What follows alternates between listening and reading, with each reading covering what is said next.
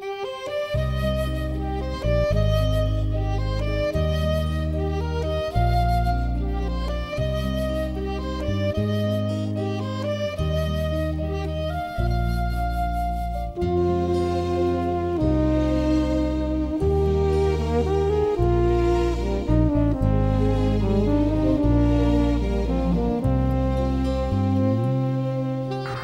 met Mrs. Foreman last night, and while I was having my Malamalki, we had a discussion. And we were talking about our problems in society today, what's wrong, what has to be done, and she showed great concern. And she was discussing something beyond the very dedication of this elementary school tonight. Anyway, I was really enamored and inspired. There was a view beyond that, as she was talking so adamantly and with such enthusiasm about the next project, about building a building for the high school, for Toras Chaim. Many of us thought we were seeing a building being dedicated. But a man of vision like Sam, like Abba Klurman, wouldn't have seen a building being dedicated. He would have seen today, and he saw it today, we were building a bridge to eternity, a bridge that links the past to the future. And it's paved with the concrete that cements us, and that's Torah. I know that with the commitment Sam and I made, Toras Emes and Toras Chaim, Bezrat Hashem, will continue to grow and prosper, providing us, the community, and Klal Yisrael, with students from whom we will all share nachas.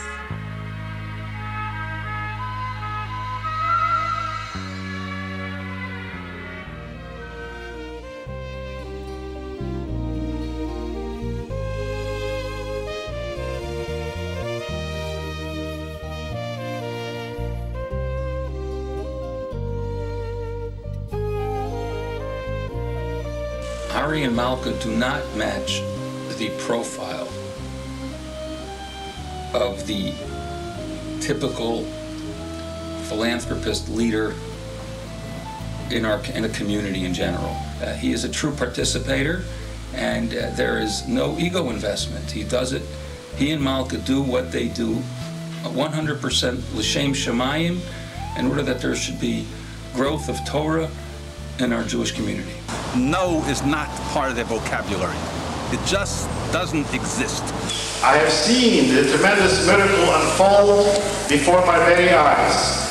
From a tiny yeshiva of 8 Talmidim to a true Makom Torah of over 150 Talmidim learning and growing into a true Ben Torah.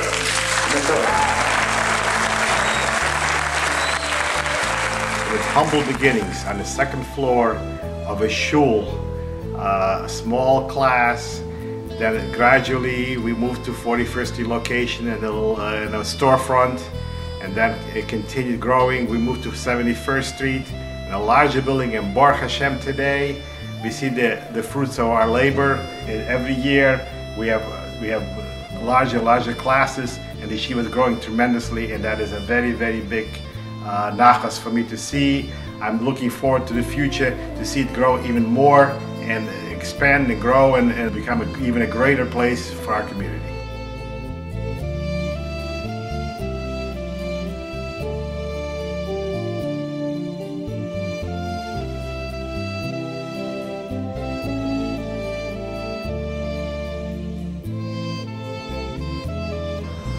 Being involved with the yeshiva has meant to us being involved with very exceptional, stellar people, Rosh Yeshivas, other Balabatim in the community that feel the same way about spiritual pursuits and the importance of developing and supporting community activities. These are special people, and we value their friendships. To maintain a school that can serve a community as good and as important and as large as ours is a real challenge, and that is very exciting. And that's where the community really has to come on board, because the gem in this community is Toras Emes and Toras Chaim. It's the type of institution that draws people into the community and it's a type of institution that brings back the children of those people to the community after they've been educated here. That's what's really exciting, is to see the contribution that the yeshiva makes to not only each individual student and to their family, but to the community on a whole over the course of decades. So what I see as the yeshivas, and personally for myself, great moments are the moments when I talk with Talmidim and observe how they come in at a very young age and see where they are 10, 20 years later. That to me is such an inspiration. To watch a 9th or 10th grade student now is serving as a principal or a Rosh Yeshiva somewhere. That's a phenomenal accomplishment, and to have contributed to that accomplishment means a great deal to me.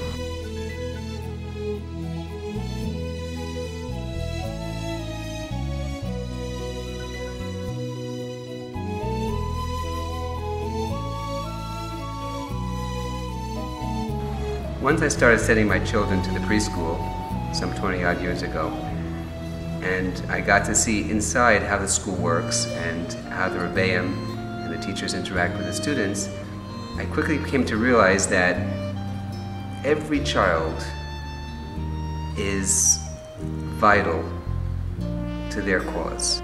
Whatever the child is, or whatever his social or family or intellectual challenge that he might have, that child is going to be treated with utmost care and concern, a genuine concern. And this, I think, is the defining point of this yeshiva. There's a nekuda, there's a spark of Yiddishkeit which can be made to come alive in every child, and I'll do whatever it takes to make that spark glow. After 21 years of being involved with the yeshiva, many moments come to mind as highlights.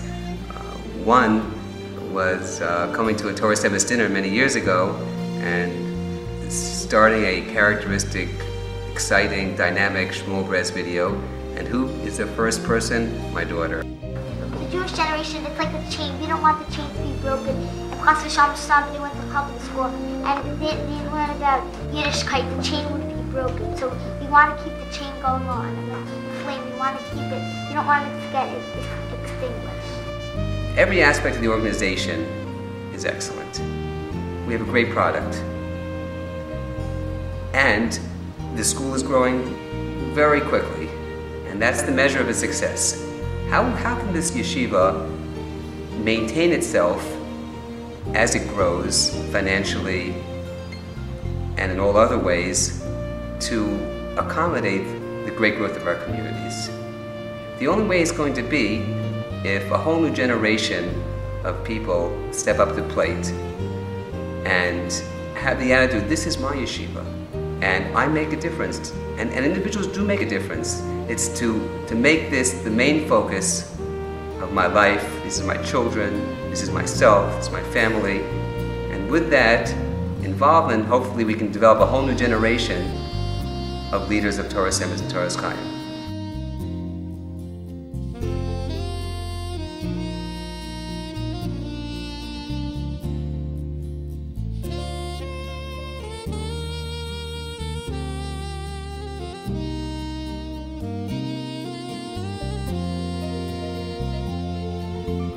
We were introduced to the yeshiva by Max Rothenberg. At the time, it was a critical period for not only the community, but for the yeshiva, which was looking to expand.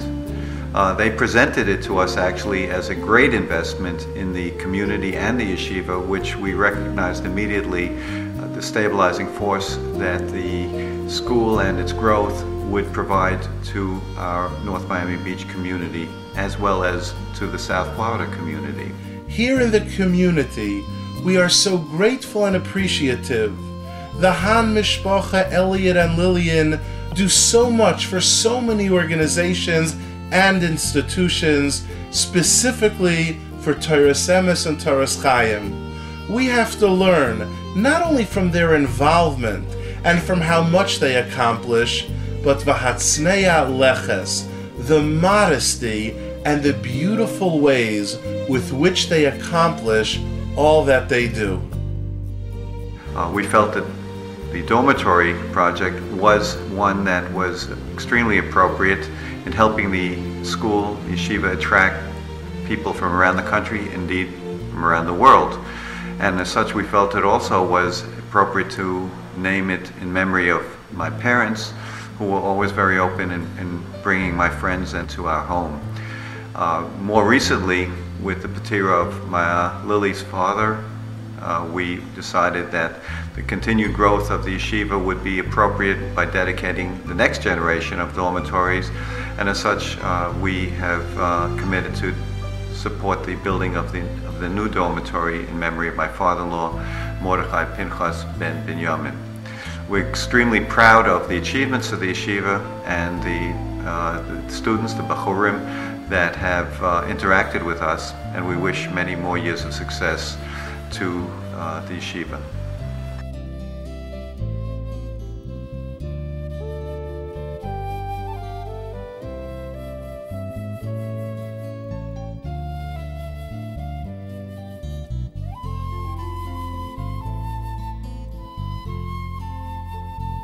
When I first moved to Miami, I needed a Malkum Torah, somewhere to learn, somebody to learn with.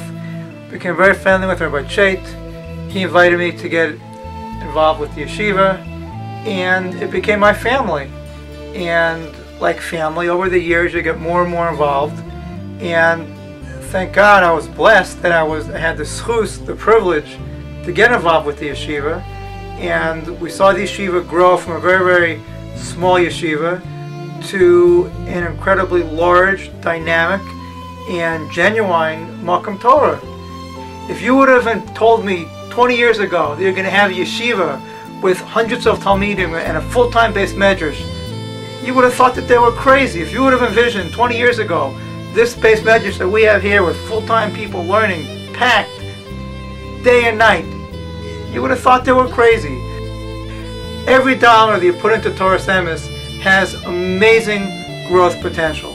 First of all, you're supporting Rebbeim, you're supporting a yeshiva, but even more than that, in my opinion, Toras Emes is really the nucleus of the entire Torah community in South Florida. When we came 20 years ago, we didn't know what would be with our children. Now, we're going on a third generation, Kanai Nahara. I have grandchildren in the school.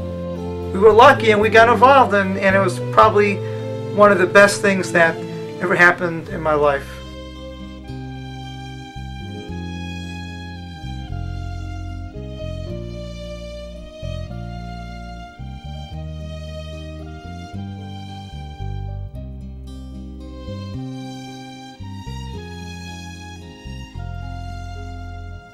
Yehuda has been called a contrarian.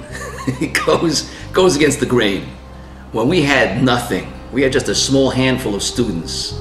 Ari Lampert, live and be well, and I went into his house, and he saw potential, and he got connected, and he decided that this is going to be one of his major Torah commitments. And he helped us build for our first project on 71st Street. He was a major investor. The second project, he was a major investor. He's been a close friend of the yeshiva for many, many years. Real estate developer Judah Hertz thought he was making a big, great bet on New Orleans, snapping up commercial properties just months before Hurricane Katrina hit the city.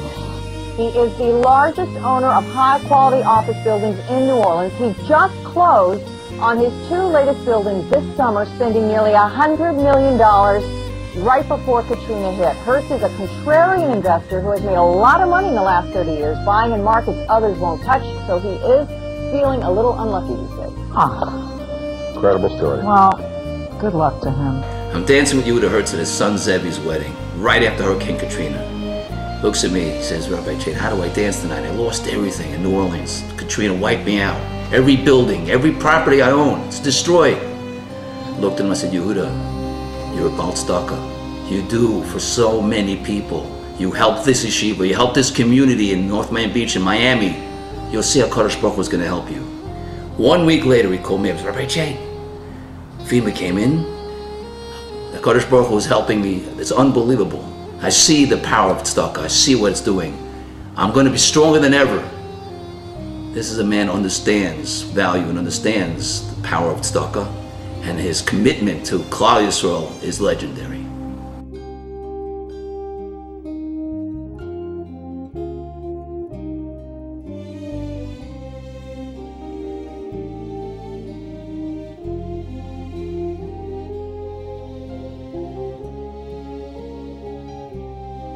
You know, my father was a consummate businessman and would negotiate anything. He would negotiate with anybody, anywhere.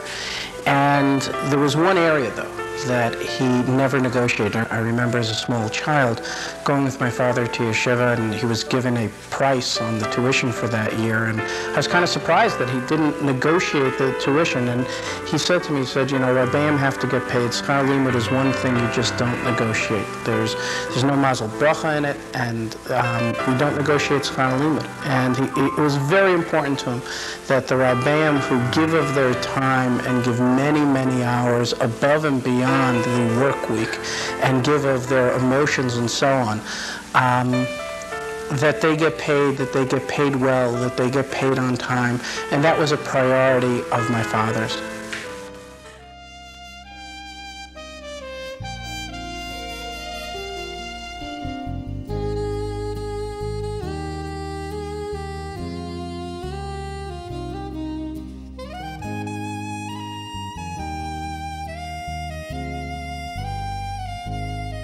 The decision to be involved with Toras Emes and Toras Chaim really rests squarely with my wife.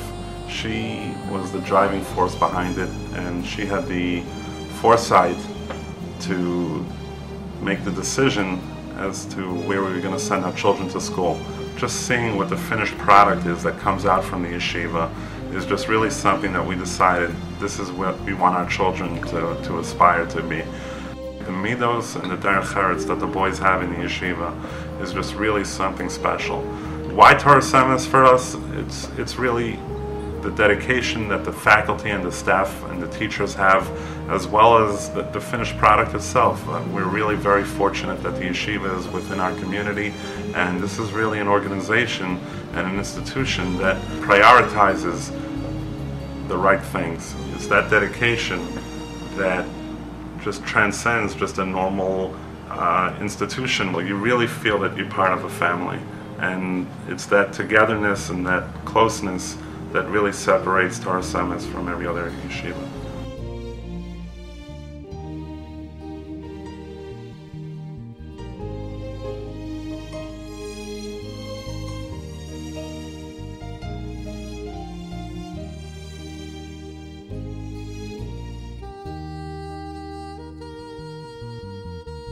Abe was involved in every aspect of our operations.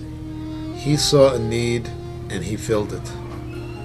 Everything from the furnishings in the school library, in the teachers' lounges, in the offices, to something as mundane as umbrellas for the staff. Dr. Shames was a tremendous visionary. I remember the first time he asked me about what would be on my wish list, and I told him a few things that I had on my wish list maybe 10 years down the road, and sure enough, within 6 weeks we had everything on that list. If you walk around the school, he is in every single room. The beautiful tables we have in the middle school restaurant were bought by him. The cafe tables, those beautiful colorful picnic tables we have outside, were bought by Dr. Shames. And then there was the furniture in the principal's office. And the principal's office has to be a special place. There was literally not a room in the building that didn't have his mark on it.